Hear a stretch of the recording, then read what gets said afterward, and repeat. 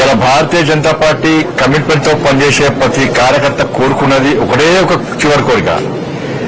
ఉరిశిక్ష వేసే ముందు కోరికలు అడుగుతారట, చివరి కోరిక ఏం అడుగుతారట, వాళ్ళు ఏం చెప్తారు చూడాలి.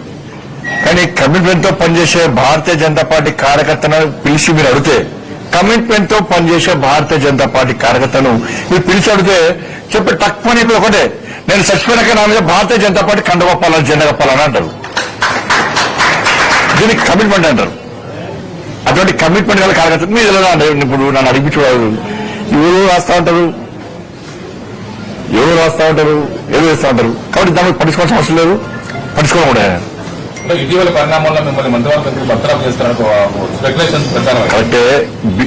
కేసీఆర్ చేత 17 మంది ఎంపీలు ఉన్నారు. కేసీఆర్ దయాదక్షిణ మోడీ ప్రభుత్వం వస్తుంది పాపం. కాబట్టి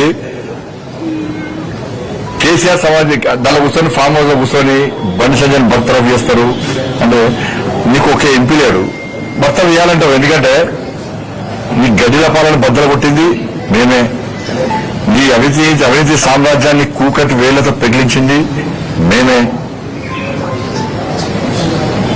నీ కుటుంబ పాలన వ్యతిరేకంగా కొట్టాలని మేమే.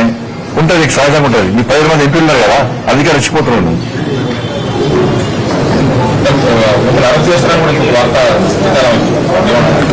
అన్న ఈ కోర్టులో కేసు వస్తున్నది, కోర్టు పరిధిలో ఉన్నది. ఒక్కరు గుర్తుంచుకోండి, కన్న కొడుకును ఓ తండ్రి పోలీసులకు స్వయంగా అప్పగించినటువంటి సందర్భం ఏదైనా ఉందా? వాళ్ళ కన్న కొడుకును నేను తీసుకుపోయి విచారణకు సహకరించాలని చెప్పి నాకు సమాచారం వచ్చిన వెంటనే నా కొడుకును అప్పచెప్పిన. అరెస్ట్ చేయాలి. ఇలా కేసీఆర్ కొడుకు ఫేక్ మీడియా ఫ్యాక్టరీ నడుపుతున్నాడు.